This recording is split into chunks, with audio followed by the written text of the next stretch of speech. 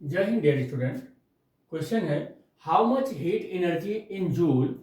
Correct, how much heat energy, यही है heat energy, और इन जूल, किसमें, जूल में, किसमें चाहिए बेटा, जूल में, must be supplied to the 14 gram of the nitrogen at a room temperature.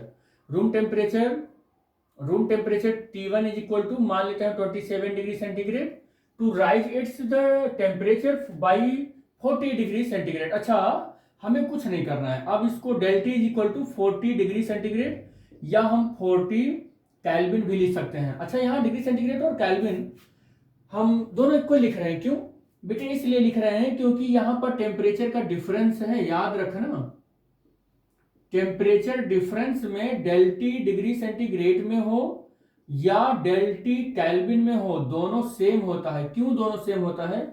क्योंकि जब हम डिग्री सेंटीग्रेड का स्केल देखते हैं तो इसमें भी 100 डिवीजन आता है, केल्विन वाला स्केल देखते हैं तो भी 100 डिवीजन आता है। यानी कि हम दोनों स्केल पर अगर एक डिवीजन चलें तो it will gives the same temperature. अगर हम 1 डिग्री सेंटीग्रेड दोनों पर इंक्रीज करें तो सेम टेम्परेचर, यानी कि यहां पर भले ही 272 से 373 मेजर करें, या यहां से भले ही 0 से और 200, 0 से 100 डिग्री सेंटीग्रेड तक मेजर करे, लेकिन वो क्या करेगा कि 1 डिग्री सेंटीग्रेड का टेम्परेचर का डिफरेंस जो ये देगा वही ये देगा। तो इसीलिए टेम्परेचर डिफरेंस डिग्री सेंटीग्रेड और कैल्विन स्केल का दोनों का सेम होता है, इसलिए हमने 40 डिग्री सेंटीग्रेड को 40 कैल्विन के इक्वल लिख दिया। तो कह रहे सप्लाई किया जा रहा है किसको, 14 ग्राम ऑफ नाइट्रोजन को। तो मास कितना गिवन है, 14 ग्राम ऑफ नाइट्रोजन। नाइट्रोजन है क्या चीज बेटे, ये मॉलिक्यूल है। क्या है ये, मॉलिक्यूल है, तो इसका मोलर मास भी आएगा। और मोलर मास कितना होगा, मोलर मास कितना होगा इसका, या मॉलिक्यूलर मास कितना होगा इसका, ये 28 होगा। आई थिंक ये क्वेश्चन में गिवन भी है, मॉलिक्यूलर मास 28। ठीक है, कितना गिवन है, 28 गिवन है यहां पर। और कह रहा है कि 40 डिग्री सेंटीग्रेड टेम्परेचर भी हमने लिख लिया, कैपिटल एम की वैल्यू भी हमने लिख ली, 28 होगा।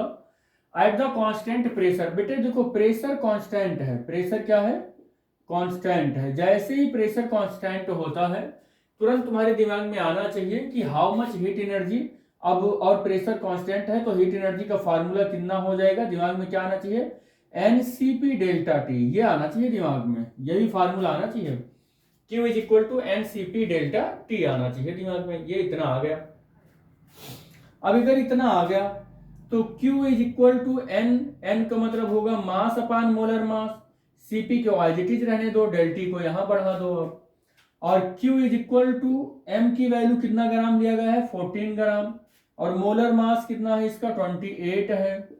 और Cp कितना है, Cp, अच्छा हाँ एक चीज और बता दूं आपको, नाइट्रोजन है ये, नाइट्रोजन के एक कौन सा गैस है ये, डायटोमिक गैस है ये, डायटोमिक गैस है। अब डायटोमिक गैस के लिए degree of freedom F equal to 5 होता है। अगर मैं यहां पर Cv कैलकुलेट करूं तो Cv कितना हो जाएगा बेटे, Cv हो जाएगा 5/2 इंटू आर। और अगर यहीं पर Cp कैलकुलेट करूं तो Cp मेयर फार्मूले से क्या होता है, Cp minus Cv equal to R, और यहां से हो जाएगा Cp equal to R plus Cv, R plus Cv की वैल्यू 5/2 आर हो जाएगा। कितना आ जाएगा ये, 7/2 इंटू आर हो जाएगा। तो Cp भी हमको पता चल गया, Cp भी हमको पता चल गया। देखो यहां पर Cp है, Cp कितना है, 7/2 इंटू आर, और डेल्टी का टेम्परेचर का डिफरेंस कितना है, 40 केल्विन है, 40 रख दिया यहां पर। Q इक्वल टू कितना सॉल्व होकर आएगा, देखो 7 4 जा 28, 2 7 जा 14, और 4 10 जा 40, तो 7 बच रहा है, R बच रहा है, और कितना बच रहा है, 10 बच रहा है। Q इक्वल टू कितना आ जाएगा, 70 R आ जाएगा। कितना आ जाएगा, 70 R आ जाएगा। ऑप्शन नंबर इसका सी वाला सही आ जाएगा, ये वाला इसका करेक्ट आंसर होगा।